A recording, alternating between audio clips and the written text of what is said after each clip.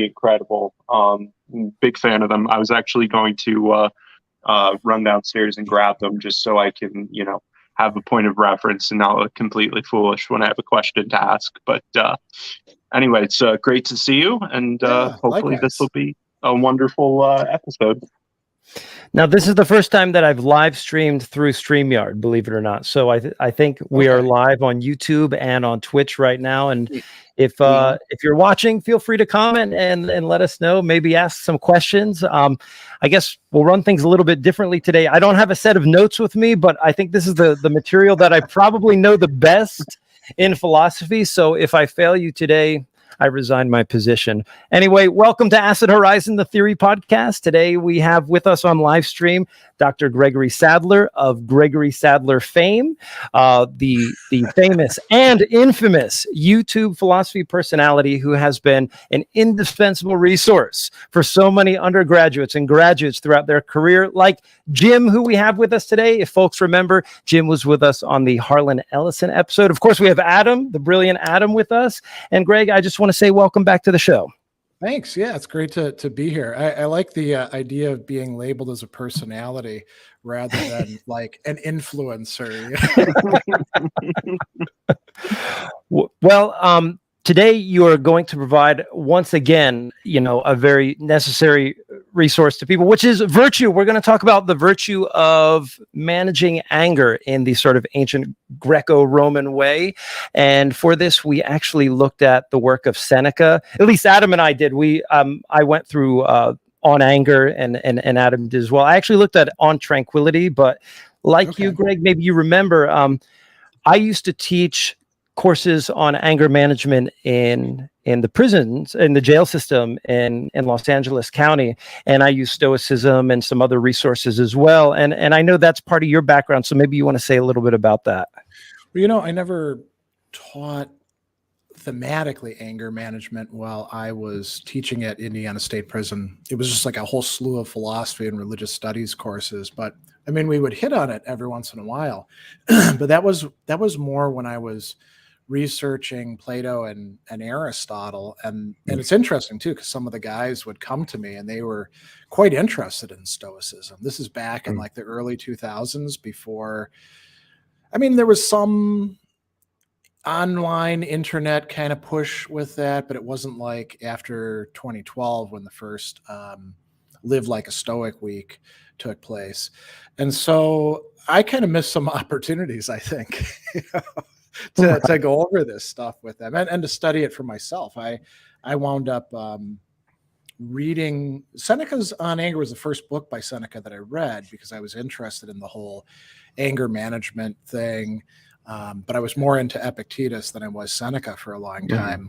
Yeah, I think I kind of unfairly dismissed him for a while as not being as stoic as Epictetus, Right. But now I hope I have a proper appreciation of what he brings to the table, Sure. Yeah, I'm wondering, did you ever come across a book by someone named Jeff Traylor called Epictetus Club? I've heard of it, but I haven't read it at all. Yeah, I actually is that one that was about prison? It was about an inmate, actually death row inmate, who started studying Stoicism, and not to give the ending away, but that was, I actually did like a little GoFundMe, and you had reached out to me. I think we talked about this when I was doing that GoFundMe. This is years and years ago, and I was able to amass enough money to pay for like a class set, and then somebody who did a compilation of Epictetus in Caridian, basically they donated 25 copies to me as well. So I basically had this massive suitcase of 2 books that I took around to the classrooms, and those weren't the only resources we used. I mean, there's kind of a threshold there with how much ancient philosophy you could take, if you were just showing up to get a credit or something like that. So we had to use other resources as well. But and getting works into prison is really dependent on what the DOC in question is like, and then what the staff at that actual prison are like, I mean, we at Indiana State Prison, so there was Ball State and Grace College that were teaching classes there in 4-year programs, and some of the some of the COs were, much more humane, and they were like, oh, this is a good thing for these guys. Some of them were like super, super resentful. Like they'd make you open Mhm. up everything and try to Yep. confiscate things. So yeah. Yeah. Yeah. And it kind of like trained you to have this suspicious eye on your own materials. Like, yeah, I'd be vetting my stuff like 2 and 3 times over. But anyway, Yeah. you're doing something different with anger management now. You're either doing courses or you're creating courses online. What is it exactly that you're doing? Oh, yeah. So years and years and years ago, back when we lived in New York in Kingston, I partnered with the Kingston Public Library, and I would offer these like year-long get together once a month kind of courses. So I did one on existentialism, and then the year that we actually left, I did one called Understanding Anger. And the idea was that we'd start with, some really early sources and then work our way through different perspectives. And then we'd finish up in the Middle Ages and like do Thomas Aquinas and the Song of Mm, Roland, which is like chock full of anger and mm, stuff like that. And then maybe do it again the next year. But then we ended up moving here back to Milwaukee in October. So I only got 10 sessions in. And then it just, mm, kind of sat there for a while. People would watch the videos, which are um, not great quality because I was using a mm, flip cam, no mic or anything like that. mm, And I'm trying to think. Oh, so I've been teaching this class at Marquette University mm, now for the last 2 semesters. They hire me every once in a while when they need somebody who's reliable to take on classes. And they asked me very last minute, can you do this new core class that's required for all the students? It's called it's got a very long and aspirational title, Service of Faith and Promotion of Justice, right? So you got to have something that's connected to religion in some way, and you got to have something connected to justice, but you can pick whatever problem you want to work on. mm, And I was kicking around different ideas, and then my wife was like, you do all this work on anger management, why don't you focus it on anger? And I was like, yeah, that sounds like a cool idea. So I designed a curriculum for the classes, and these are all like non-majors, just juniors and seniors who got to get this class out of the way. And they have no idea what they're walking into, when they get into anybody's class. You hand them the syllabus or do that virtually. And I was like, anger is a really big problem in our society, and you don't get any effective teaching or coaching or anything unless you really, really screw up, and then they put you in anger management, you mhm. know. So Right. we'll focus the whole semester on it. So I needed a textbook. So I took Nussbaum's Anger and Forgiveness, Mhm. which is decent.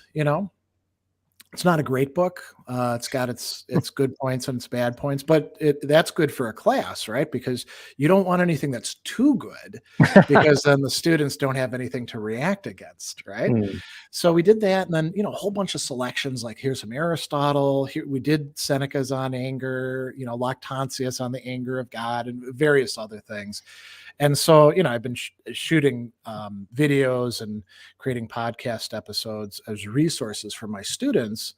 And then oh, I know, I went online and did one of these pop-ups, and I was like, here's the class I'm teaching. And then mm, people were like, well, why the hell don't you actually teach us that class?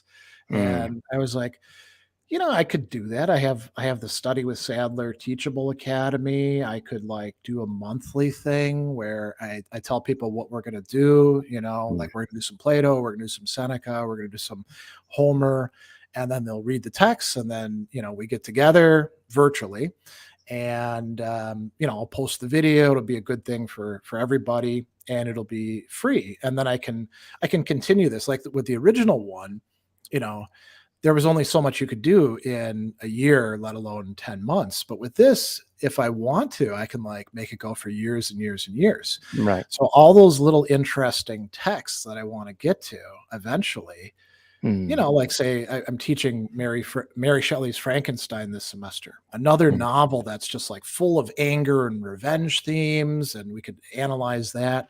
So that'll happen maybe, a couple years from now. And I think there's about 60 people enrolled in it. Of course, how it is with online things. People say they're going to show up, and half of them do show up. Right. But you know, that's it's getting some interest, and it might be some raw material down the line for doing something a little bit more less loosey goosey, a bit more rigorous. You know, Right. I have to see what it turns into, but it's a lot of fun. I get a lot of great questions from the participants, and then I'll take the video and then put it on YouTube and run it as not a live stream, but a video premiere.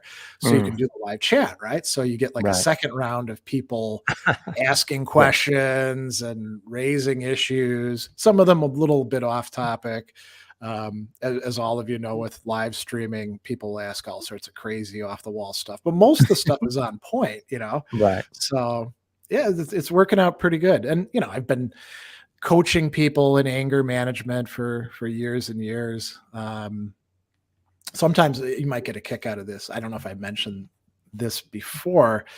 If I'm working with business people, they don't generally want to hear that stuff is coming from the Stoics or Aristotle or Thomas Aquinas. So I don't tell them, you know, I just say, this is like emotional intelligence stuff. And then, you know, you offer them resources from these great thinkers, and they're like, holy crap, this is really great. And then afterwards, well, this comes from so-and-so. You might want to check them out sometime, you know? So. Just take their money is what I say. Well, you know, philosophy requires, you know, like every other activity, it requires support. So why not get the business people to pay a little tax? Absolutely. And now's a good time to plug us. So we have Patreon accounts. I'm sure Greg has one too. If you are watching because of Greg, we're Acid Horizon. Please follow us. And of course, follow Dr. Sadler on his accounts. Maybe with that said, let's get into the meat of some of the thinkers that we're dealing with. I know you sent me a short reading list that involved Seneca, Plato, Cicero, and maybe there were others besides. But since we mentioned Seneca, and then you know you maintain the same conceit that I did at one time, which was, well, Epictetus was the superior Stoic, and then Seneca's like, you know, subordinate, of course. But now you've come back around and said, well, maybe there's some value in Seneca's work. What is it that you see particularly in Seneca that maybe we don't see in other Stoics like Marcus Aurelius or Epictetus? Well, I will say this about Marcus Aurelius in relation to Seneca and Epictetus. I think that when we look at people that are kind of marginally interested in Stoicism, it's always Marcus who they're bringing up, you know, because you can kind of do whatever the hell you want with it. It's a smorgasbord, and there's cool sayings in there, but there's no like systematic structure to it, right? I think with Epictetus there is some more systematic structure, although you have to, you know, wander from discourse to discourse. With Seneca, oftentimes we have much more focused thematic works. So On Anger is all about anger, and it connects with some other things like the Stoic theory of the emotions. I was just shooting video actually on that chalkboard earlier today on the shortness of life, right? And Seneca's got a real theme there, but you can say the same thing with Epictetus. Like you look at the chapters of the books, like it'll be on the cynic life, and it's going to be all about the cynics, or what does freedom actually amount to, right? And you just don't get that in Marcus. And I think you can say you don't get that in Epictetus and Enchiridion either, because it's just a short little best hits kind of work. But with Seneca, one thing that you can say, and again, there's probably no place that this is brought home more than On the Shortness of Life in chapters 14 and 15. Seneca is willing to take resources from anybody who he thinks is bringing something good to the table, even the worst of the worst, the Epicureans, you know? Right. And he presents this as if it's like, it's our inheritance. We should choose whatever's going to work for us. In On Anger, his primary opposition is the people that he's calling Aristotelians, which doesn't map that closely onto what Aristotle actually says, but close enough, I'd say, right? And I guess you could say, you know, I mean, I don't buy the Stoic position that anger is always in and of itself a bad thing, which Seneca does hold, but there's an awful lot of really great techniques and insights within the text for anger management that you can draw upon. So you could be an eclectic like I am and think that, you know, the Platonist tradition has something to offer, the Aristotelians has something to offer, and then the Stoics really shine when it comes to anger with all of these great insights that they have, you know, that Aristotle isn't providing you with. So great. I want to get others in on the discussion. We have Adam and Jim. We'll give it to Adam first, if you have anything. I just say I really enjoyed reading Seneca because this dispute between him and the Aristotelians, I can't help but read it in such like a hyper Platonist way, almost like he's arguing with like so he said when he says Aristotle, it's almost like when someone says Marx, but they really mean other Marxists on Twitter, so to speak, or something like that.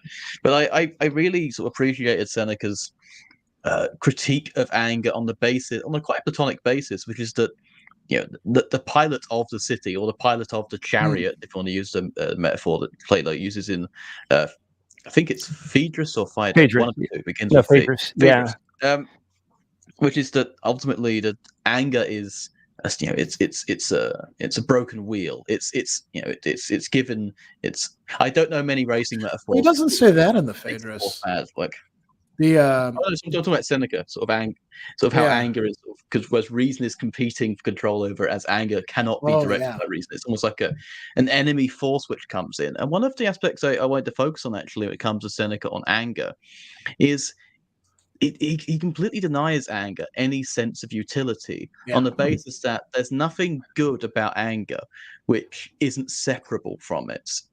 And that's right. Do you think does this sort of overcode the entire Stoic understanding of anger? Is that there's nothing good about it which you couldn't get somewhere else? Or does this actually relate back to a kind of latent Platonism, where if anything, anger is like a copy of like a good indignation, so to speak, or the copy of a focused resolve? I don't think. I mean, Plato is very clear that thumos, which is the part that we get angry with, has its purpose to play. And in the Phaedrus, it's the good horse. The appetites are the bad horse. But the charioteer is reason. But, you know, the place we want to go to for all of this for Plato is less the Phaedrus and more the Republic, where the soul is arranged in relation to its parts, and it's a very different anthropology, right? So with Seneca, with the Stoics, you've only got this one thing that they call the hegemonikon, the ruling part, and interestingly, it's also the rational part, but it can easily become irrational, right? With anger or envy or desire, pick whatever passion you want, and Seneca, the point that he's making about anything you can do with anger, anything that anger brings to the table, something else can do that, like virtue or wisdom or reason, and they're more reliable than anger. I think he's right about that. There's a lot of people who do seem to think that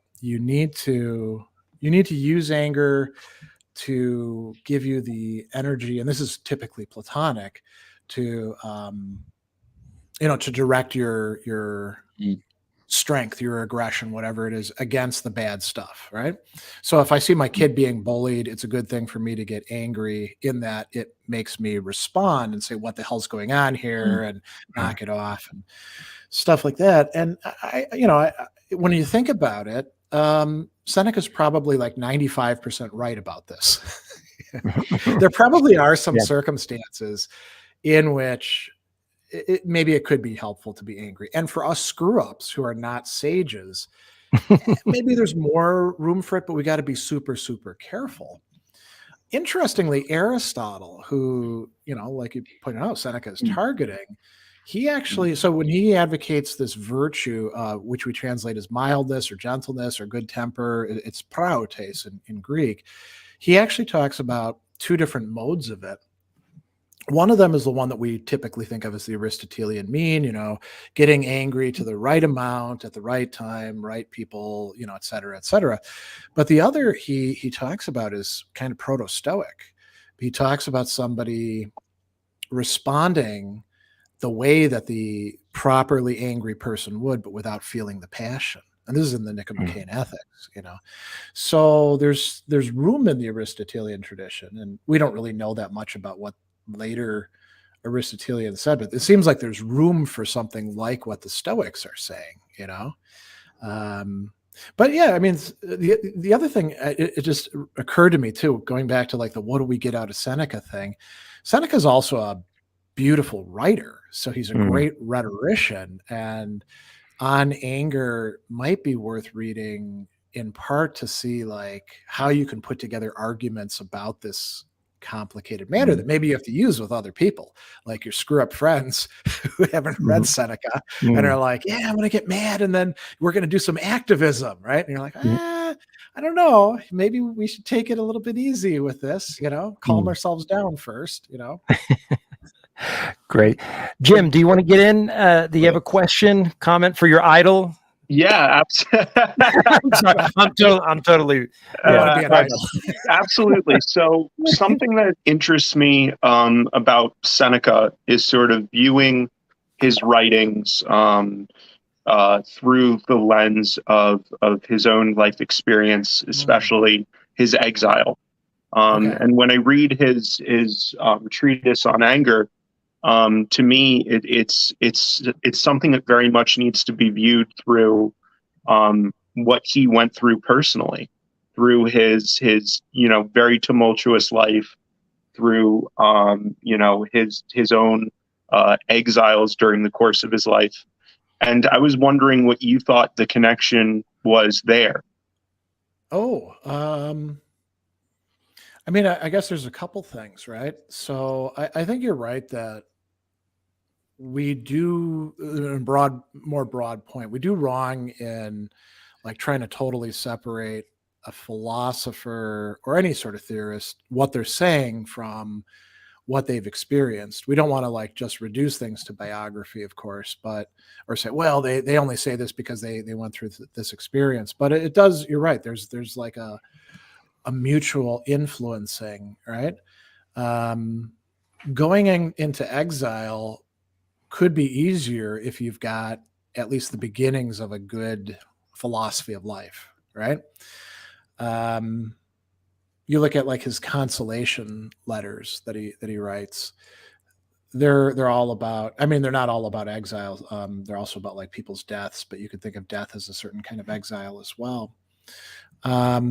And then, you know, he's stuck dealing with this jackass Nero who just, you know, starts out as a semi-bad person and becomes worse and worse and worse. So you can say that that's all lurking in the background, but there's all these other things that he brings in too, though, of from, you know, Greek and Roman history.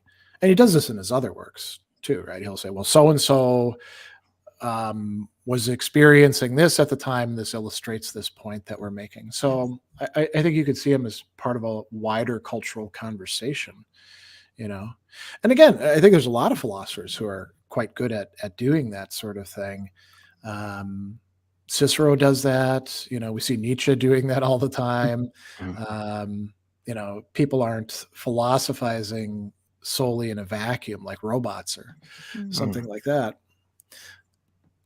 Yeah, I mean, you know, I always think that it's probably an imperfect way to go about my reading of Seneca, but I always find it much more interesting if you can sort of read him through the context of his very complicated relationship with Nero. I mean, I think that's a very important part of his life. You know, I'll be, you know, sort of the first one to say that I've probably looked a little too heavily into some of the warnings he lays down, you know, understanding that, you know, this would have been something that was very much at the forefront of his mind from the time, you know, Nero was, you know, a very young man. And, you know, it was important to his mother that he, you know, has something close to a relationship with Seneca that, you know, you could see it kind of in his writing as we go forward. Yeah, you know, On Clemency is supposed to be helping Nero to not be such a retributive minded jerk, you know. And they've got other examples already of terrible emperors that Seneca can bring up. I mean, he also really hated Claudius, and portrays him as kind of a buffoon, and the people around him as kind of butt kissers. So all that figures into it. Yeah, I mean, what do you do with a Nero? I mean, imagine it's funny. This is a little bit off topic, but at the very beginning of the Trump administration, there was this discussion that was going on, and I saw it mostly on Twitter, but I think it was happening in other places. Would you, if you were called upon, join this administration or not? Would you be like, no, this guy is a scumbag. I mean, look at his track record. Look at the stuff he says. I'm not going to participate in that. But then you're leaving the door open to somebody who has much less scruples than you and might not be able to exert any influence to walk in and be the person shaping policy. It's really a tough call, isn't it? And we face this too, like not just with the administration, but like what do we do with our screw-up family members or our friends or in academic institutions or businesses? What do we do with how do we deal with the screw-ups? Assuming that we're not completely screwed up. Well, here's a question for you, Greg. Oh, I'm sorry, Adam. Go ahead. Go ahead, Adam. Okay. Well, there's this thing about screwing up, actually, I really want to focus on, because it reminded me of, I can't remember who wrote it, the Fire and Fury, one of the early sort of big exposés of that sort of administration. It was talking about sort of, it was always framed in the sense of the last person who was in the room with him got, the last person he would hear, that was what happened. And it was competing, but it's competing in very similar ways. But it's competing in very ways. So it's like, that Seneca is competing over Nero because the way in which Seneca portrays anger, I can imagine that Seneca talking to Nero because the dimension of anger isn't spoken of in ways. I mean, it's not spoken of in ways which we would describe as kind of Christian, because it's not saying anger is reflecting on an innermost core of yourself which holds all your intentions, and your intentions are bad, and therefore anger's bad, because anger is a sign of a wrathful intention, and that's a sin.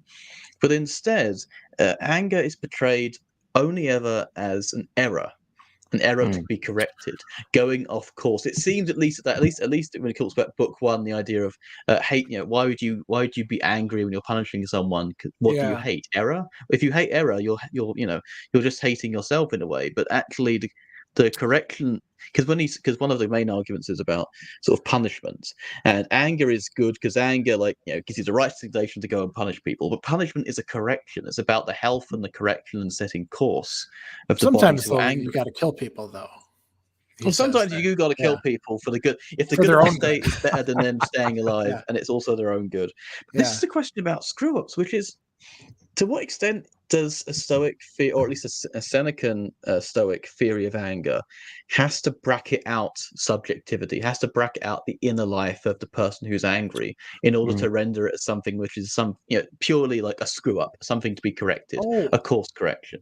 I don't think that it has to, and there's a couple things to say. One is just linguistic. So there isn't the distance between Seneca and other pre-Christian, well, not pre-Christian necessarily in his case, but like Cicero or people like that, and Christianity, that one would assume, because the word for screw up in Greek is hamartia, which means sin, and peccare in Latin, or peccatum. So you can translate it as error, mistake if you want, but you can also translate it equally validly as sin. And it's not like Christians use that sin language more and these non-Christians use it less. And another thing too is Seneca, interestingly, he's the Stoic who's most appropriated by Christian thinkers, in part because they mistakenly thought he was like a crypto-Christian.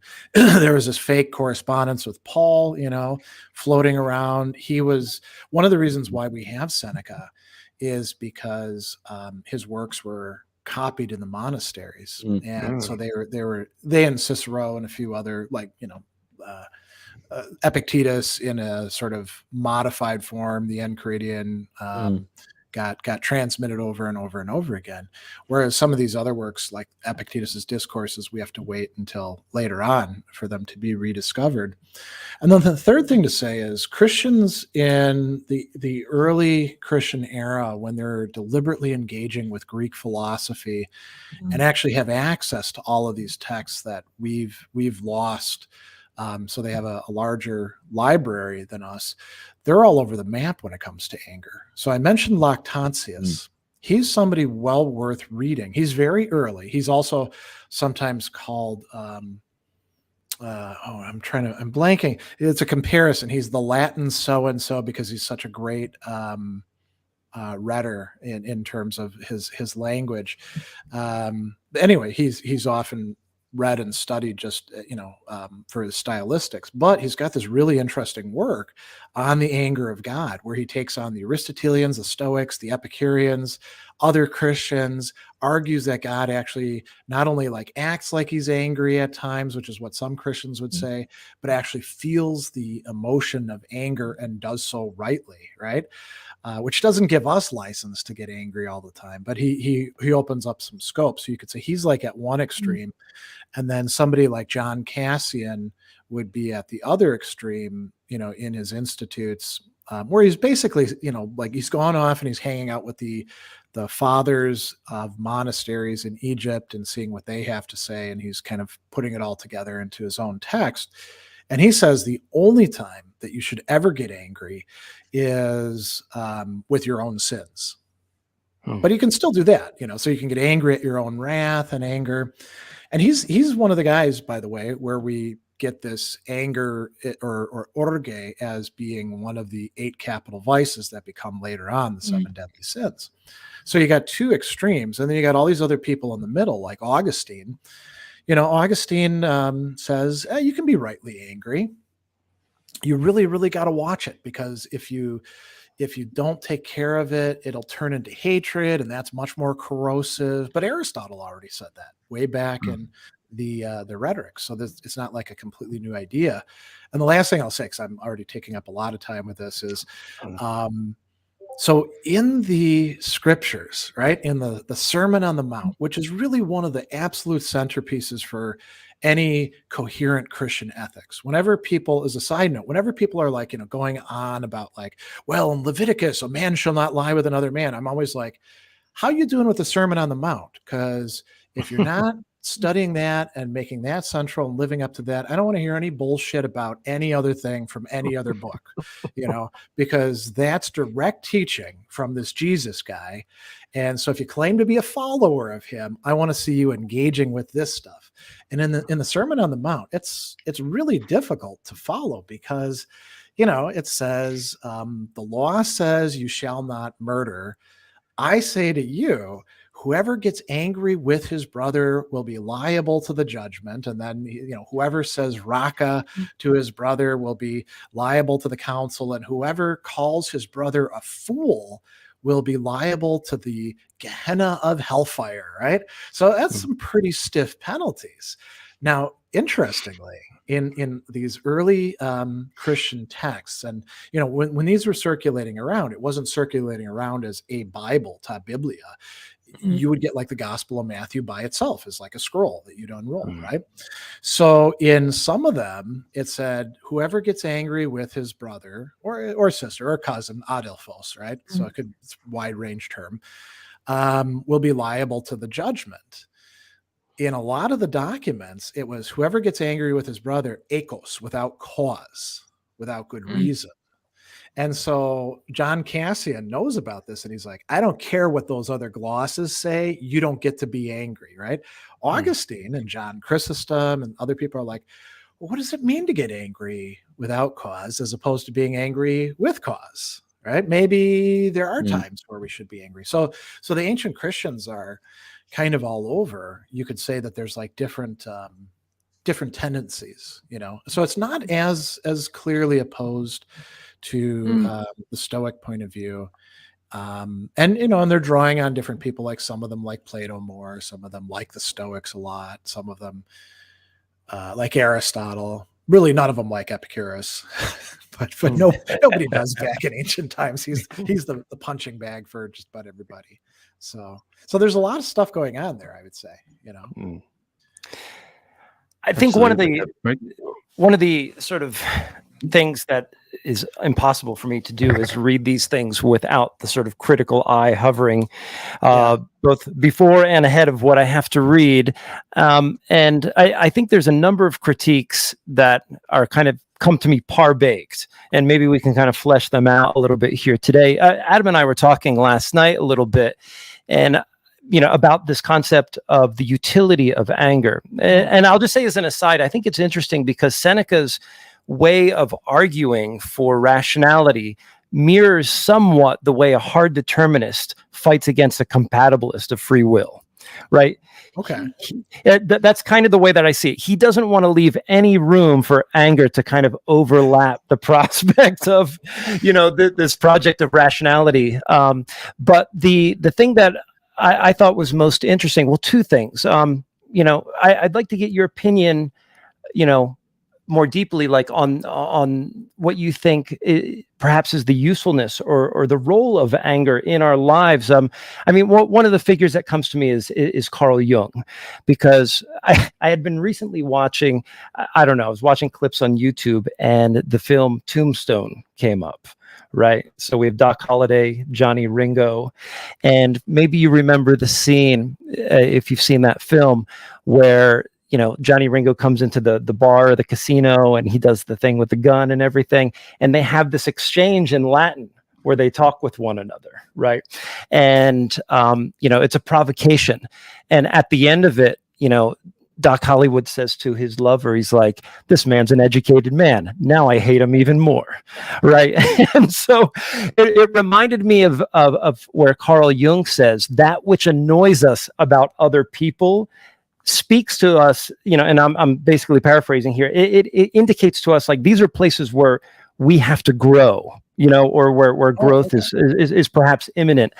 And it made me think, okay, well, perhaps that is one of the sort of like useful things that anger does. It kind of highlights for us this burgeoning contour of our growth.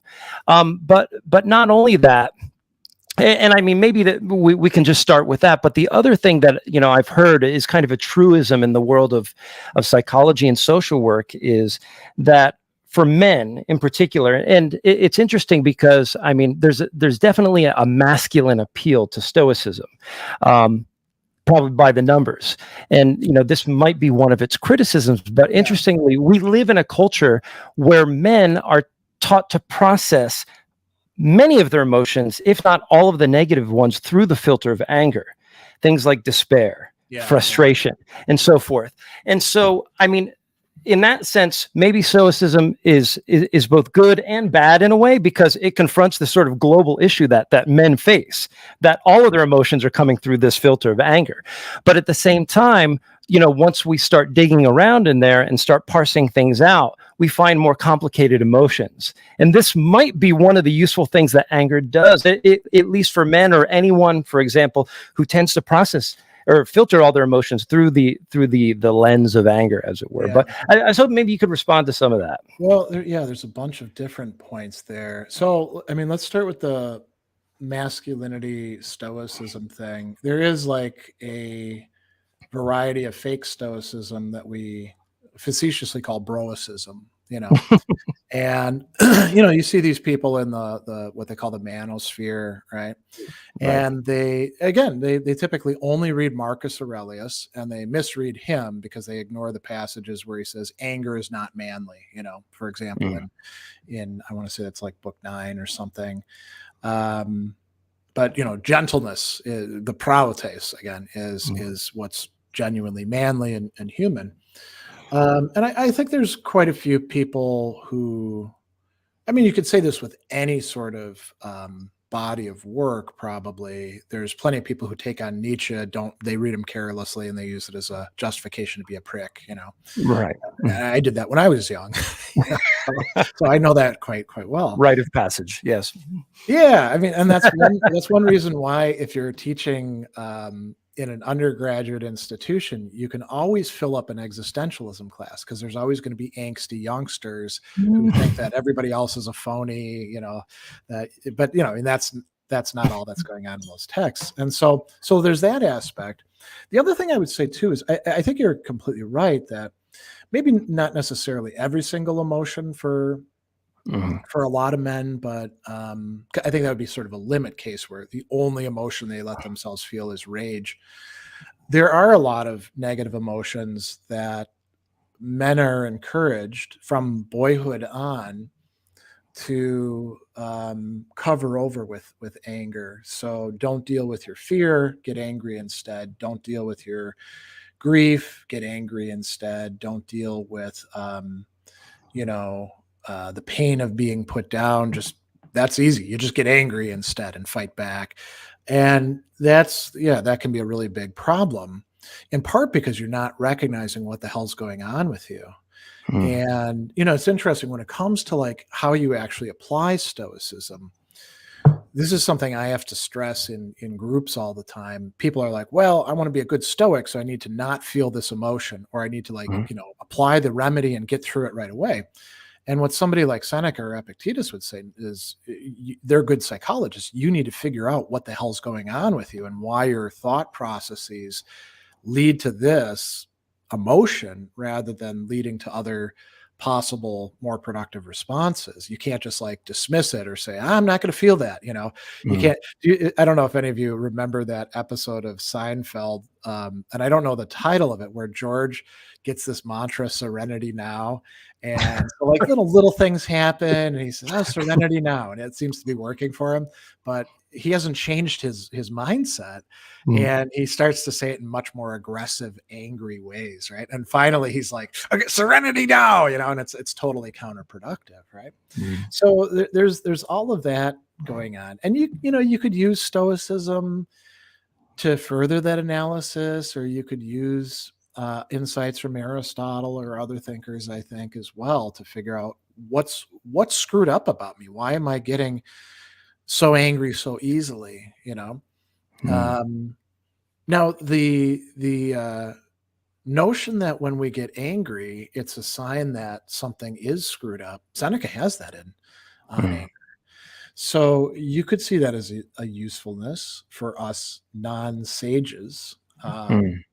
And when we see other people getting angry too, like if we're close to them, like let's say, we've got kids.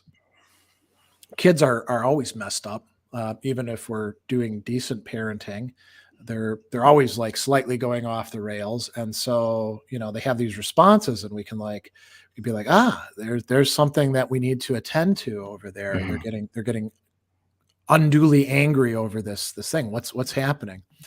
What doesn't work, Plutarch actually talks about this in On Controlling Anger, is our getting angry at them in response for their unnecessary anger. That's a great way to fail as a parent or a teacher or coach or whatever right. You want. But there is one other thing I will say too about this, going back to not just the masculinity thing.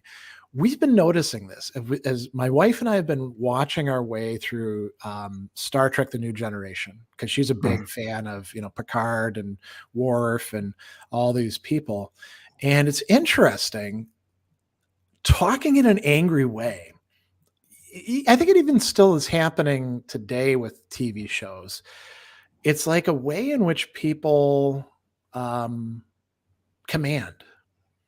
And it seems so unnecessary.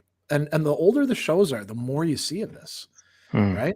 Where I guess the cultural convention is you want to like emphasize a point. Well, you yell at people and you look like you're angry and sound like you're angry.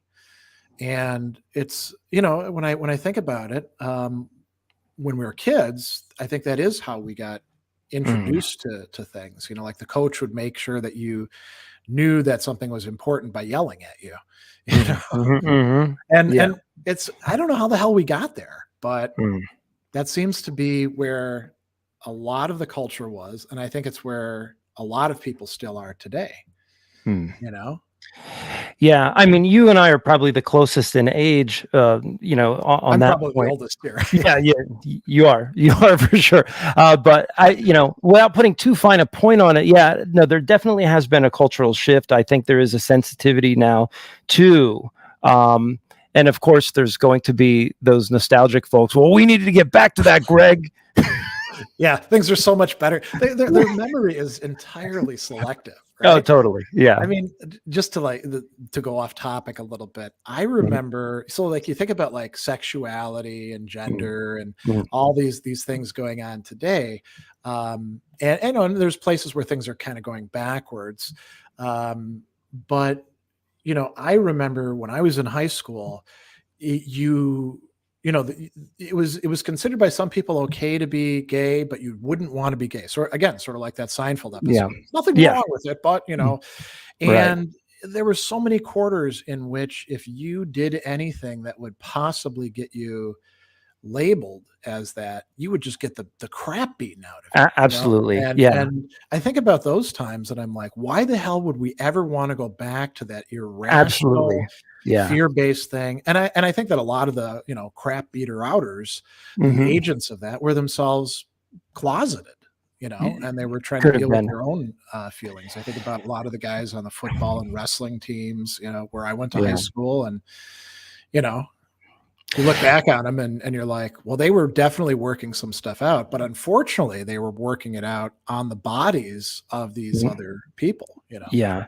Well, having been a teacher in secondary school, later in my adult life, and then looking back, I don't even know how I would sort of name this phenomenon, but not seeing the negativity that you're talking about, or seeing that perhaps in a way collectively we've grown beyond the threat of having the shit beat out of you because you did something that seemed effeminate and that you had to sort of like apply yourself to this abstract mold that was just constantly hovering around, and then not seeing that there's a sort of weird like negative trauma in a way, like something bad should be happening here because that's what I felt when I was that age. And then you don't see it as much, like I kind of had that experience as a teacher, like, wow, that dynamic's gone. That's great. I mean, there are people though that are making exactly that argument, but they're making it in the way of, well, I had to deal with this terrible stuff. So everybody else should too. And you're like, what the hell's wrong with you? Exactly. When I was in basic training in the Army, there were some people who were just unfazed by it and nothing really bothered them, and good for them. And a lot of us were like, well, this sucks. These people are mean to us. I don't like this. And then we'd be like, man, when I get rank, I'm never going to treat my soldiers that way. And then there were some people who are like, I can't wait to get rank so I can make everybody else suffer the way that I have suffered. And you're like, what the hell's wrong with you? Right. All right. Well, hey, Adam, come on in. Good. I really wanted to, because I was reading the chat as well in the stream, and a lot of people are picking up on this discourse regarding the masculinity, or at least Seneca's reading of anger, because I think it's something we should definitely found interesting, particularly around book 1 of Seneca's on Anger, chapters 15 and 20. Yeah. And I'm wondering how much the relationship of Seneca's critique of anger as irrational is tied to a fundamental kind of disgust or discretion against something that's seen as abnormal. So particularly, I mean, this is partly even going back to the idea of Aristotle's, the idea that Aristotelian idea that women are some kind of defective form of man, which which gets spiraled out into the medieval theorists of Aquinas. I mean, so for example, book 1, chapter and verse, book 1, chapter 15, Seneca says, we destroy monstrous births, and we also drown our children if they are born weakly or unnaturally formed. To separate what is useless from what is sound is an act not of anger but of reason. And here we have, following up, that was chapter 20, It says anger, therefore, is a vice which, for the most part, affects women and children. It affects men also, because many men too have womanish or childish intellects. And I'm wondering, I mean, not to say it sounds open and shut, but this fundamentally seems like there's an exclusion here which defines rationality as the masculine and more as masculine, as the function, and then sort of runs away with it. I mean, if someone had just drowned my kid, I would definitely be fucking angry. I think the adrenaline that would give me would definitely, no. I mean, we know that Seneca is not like, men are rational, women are not rational, because he writes to women, and like Helvetia. But it is a definite part of ancient culture, right? And you could say, like with Aristotle, there's a lot of boneheaded things that he says about women. And you also see this in the Christian authors too, this trope of like, women are more prone to certain kinds of anger in part because they're not as fully developed and more passionate, et cetera, right?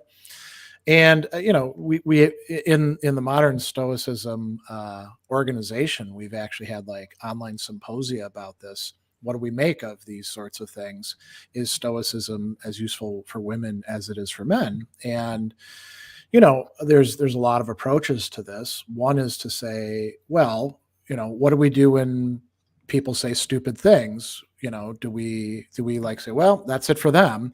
Or do we pare that stuff away and say, if you brought Aristotle into the present, like if you took him into one of my philosophy classrooms where the majority of the students are actually women, and had him sit there and then took him out to the bar afterwards and said to him, hey, so apply your method. Do you think women are actually deficient when it comes to rationality? He'd probably, say, I got to reconsider that, and I think Seneca would as well.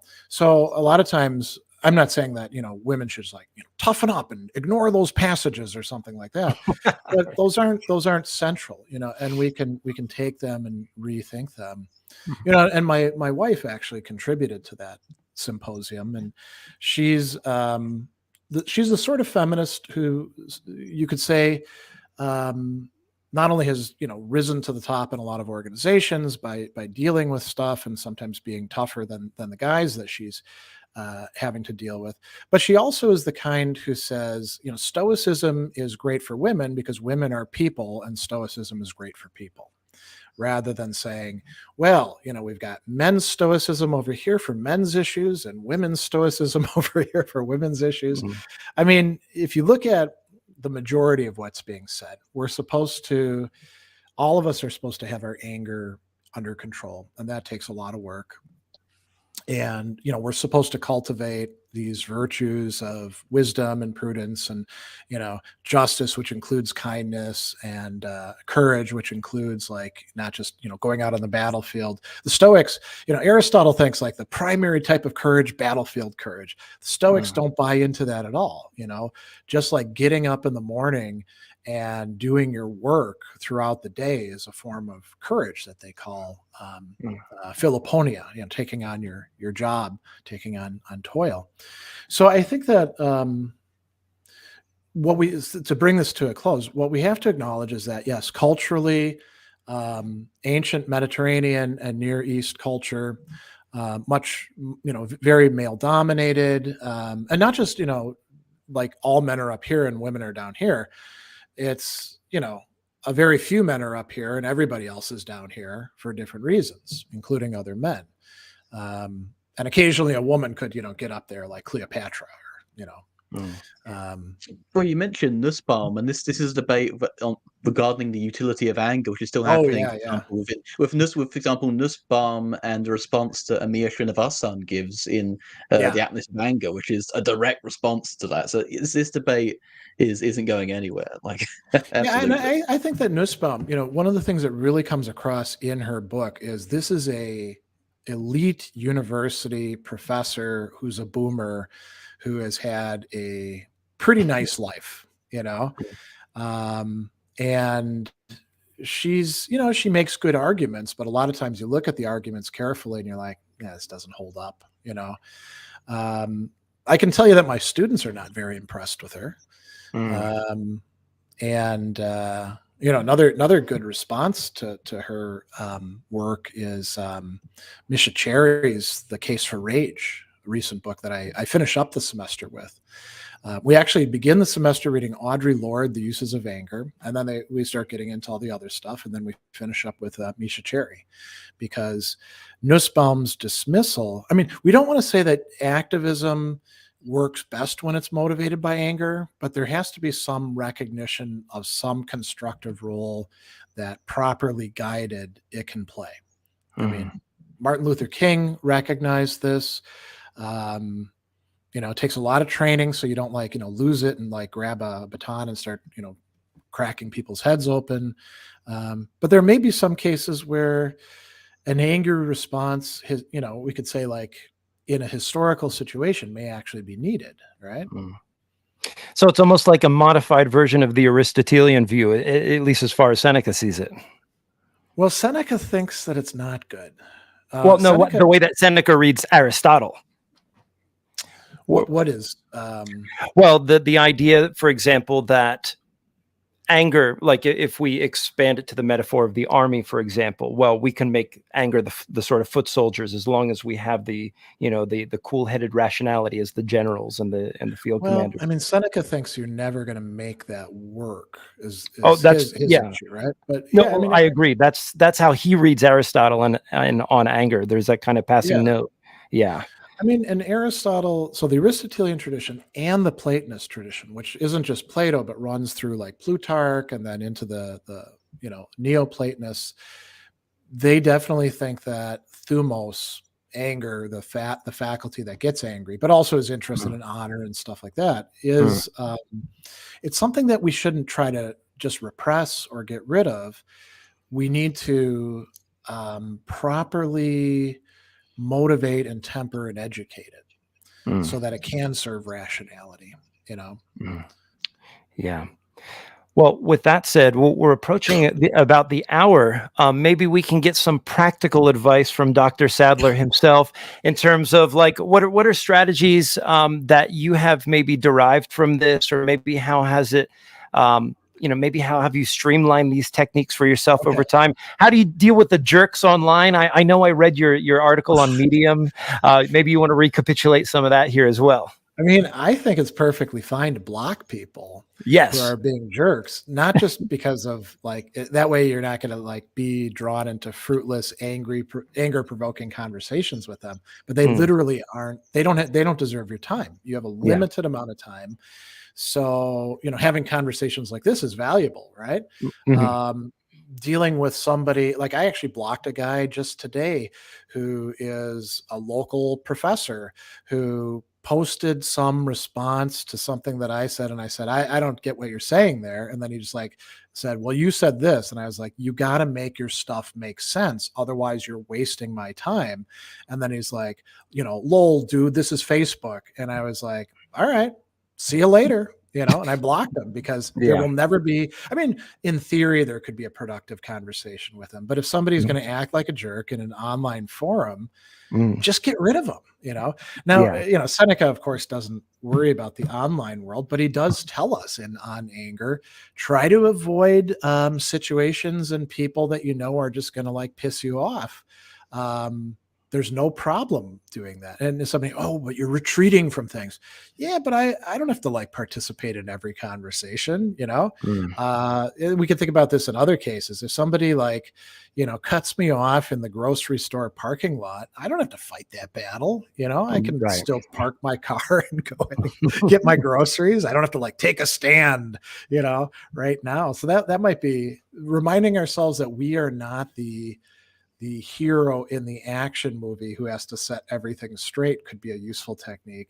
But one that I really like from Seneca, and Marcus Aurelius says this too, is you can remind yourself that you're not perfect either. When people start ticking you off, and Seneca actually, he cuts off a bunch of like excuses that we're gonna make, or like, well, I don't do exactly that same thing that guy does over there that is pissing me off, and he says, no, you do other stuff instead, and those things are just as problematic, and if you could get away with it, you probably would do that thing too, And interestingly, Marcus, who never mentions Seneca, says almost verbatim that stuff to himself. So, what would you call it? Like, I titled it in a piece that I wrote on this, "Nobody is without sin," right? He uses the word peccatum there. And I mean, what else for me has been particularly effective? As I get older, maybe there's more utility to this as we get older. Seneca and Epictetus and Marcus Aurelius remind us that life is short and we could die tomorrow. So is it worth spending the day or, the night all pissed off? Or is it better just to recognize that there's other stuff we could be doing with our psychic space, so to speak, Yeah, that's great. Jim or Adam, do you have anything else before we sign off? Sure. I just have one thing very, very quickly, which is before we briefly touched on Seneca's relationship with Nero, and we briefly touched on his relationship with Claudius. And something I find very interesting is I think you'd be very hard pressed to find a emperor of Rome who has been more I guess, gentrified than Claudius in recent years. There seems to be very much a sect of classicists who have really made it a project in the 21st century to recontextualize Claudius. And I'm wondering if you could, take out your crystal ball a little bit, and where do you think that the Stoics are going in the future from this, sort of, if we can rescue them from the whole, sort of Andrew Tate, Jordan Peterson snare they're in? Well, I mean, the thing to do is to say that that's not Stoicism at all. That's just, fake stuff that picks up little bits and pieces here and there. Where is let's call it, where is serious or committed Stoicism going? Within the modern Stoic movement, like every year when we have Stoicon, we ask ourselves, have we hit peak Stoic? And the answer seems to be no. There's more and more interest. And I think that it's really important that people like, Donald Robertson and Massimo Pigliucci and, Chris Gill, who's still, plugging away, people who understand it and are committed to it, to keep on, offering courses and writing books and being quite engaged in social media, to say, this is what it looks like. This is what it's not like, because otherwise the crap stuff does dominate. And, I also, on the subject of Jordan Peterson, who's, not Stoic at all. I mean, he's a terrible example in many respects for young men. And it's tragic that so many of them follow him kind of uncritically, not applying the same critical faculties that they do to everybody else to him. There's people who will say, oh, I realize that he's just a gateway into these things, right? Ryan Holiday would be another great example, right? Who's somebody who's a bit more like actually in the Stoic movement, but pretty much just drawing on Marcus Aurelius most of the time. Admittedly so. I mean, he tells you that in his Stoicon 2016 presentation. So a lot of people will be like, well, I can't like throw these people aside. They were my entry point into Stoicism. And my answer to that is, why the hell would you ride a bike with training wheels all the time? We put training wheels on bikes to get kids able to ride them and have the stability to progress. Why would you, let's take Ryan Holiday rather than, Andrew Tate is just despicable and Jordan Peterson is kind of tragic. Ryan Holiday, kind of, mixed bag, right? So why would you keep on like wasting your time with the Daily Stoic when you can actually read Seneca? I mean, between the two of them, it might be like, well, it gives me this stuff in pre-digested manner. Sure, but how long do you want to be an infant who's got to have people like, like a baby bird having people spitting stuff in their mouth, And sometimes the translations that he provides are bad translations of the passages, or he gets things wrong. I don't want to turn this into a complete let's bash Ryan Holiday fest, but I had his book, The Daily Stoic, which he wrote with Stephen Hanselman. And my wife and I, a couple of years back, were like, yeah, let's read our way through this. And for anybody who doesn't know, the Daily Stoic is like 365 days of the year. There's like a passage from an actual Stoic text, and then there's Holiday and Hanselman's take on it, right? Things to keep in mind. Within a month, we had to quit reading the Hanselman and Holiday thing because we were like, this is just not very good, So we were like, well, we'll just read the passage then. And then after a while, I was like, that doesn't sound right. Let me actually go look at what the passage is in the Greek or the Latin, and I'd find mistranslations of stuff. And then by April, we were like, yeah, we're not wasting time with this. We'll just read the Stoics, So now that's a long way from where's the crystal ball going. I don't really know. It seems like there's a lot of people attracted to Stoicism and to other philosophies as ways of life because they want some way of thinking about living an intelligent and intentional, progressive way of living that doesn't turn you into a jerk. And so, if Stoicism can supply that, that's great. I'm an eclectic myself. I draw on the Stoics, but I also think that there's a lot of other valuable philosophies as ways of life out there, or wisdom traditions, whatever you want to call them. I mean, Alistair McIntyre calls them tradition constituted and guided rationalities, in more, communities of moral inquiry. It's all the same stuff, whether you're thinking like in terms of Hadot's, philosophies of ways of life, or Foucault's technologies of the self, or any of these other jargon that we use. They're ways of thinking about things that have some sort of background with people who experimented with this stuff and then passed on, some substantive tradition to us that we can participate in. And I mean, that to go back to like the Tate and Peterson thing, they're doing philosophy as a way of life too. They're just doing really crappy philosophy as a way of life. Tate is thinking that it's cool to exploit people and, ruin people's lives for profit. That's commitments, just commitments to being a terrible person, Yeah. Well, Greg, you are not a terrible person in our eyes. And before you go today, before we depart, just want to say thank you for coming on again. We follow your work. We talk about you behind the scenes. So when you hear your ears ringing, that's us.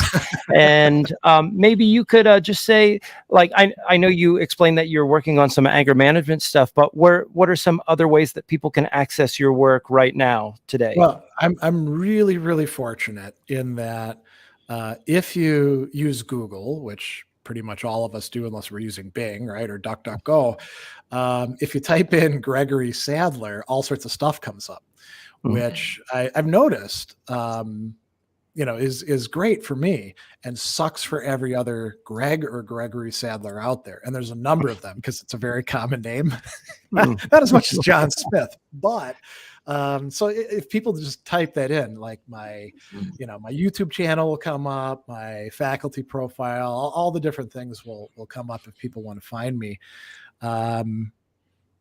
What else is there to say about that? So, I'm like super easy to find. If people are like super, super interested in anger stuff, I do have a couple playlists in YouTube that are about philosophy and anger. But I think that's basically it.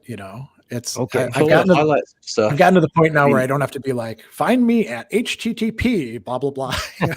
Yeah.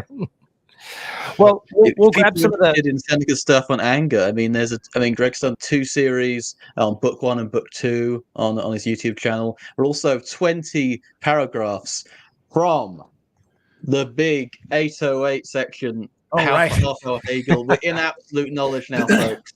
Join this join the sprint. Marathon or sprint. Yeah, I should finish it this year. Maybe even the summer if I'm industrious, Great. Well, about 25 people hung with us during this live stream. I want to say thank you to everybody who listened. If you liked Acid Horizon, if you like Dr. Gregory Sadler, support us somehow. Sign up for Patreon. Find our works. We were happy to serve everyone today. And Greg, it was good to see you again. So take care. We'll have you back again sometime in the future. And thank you, Jim. Sounds good. Thanks to everybody for having me on.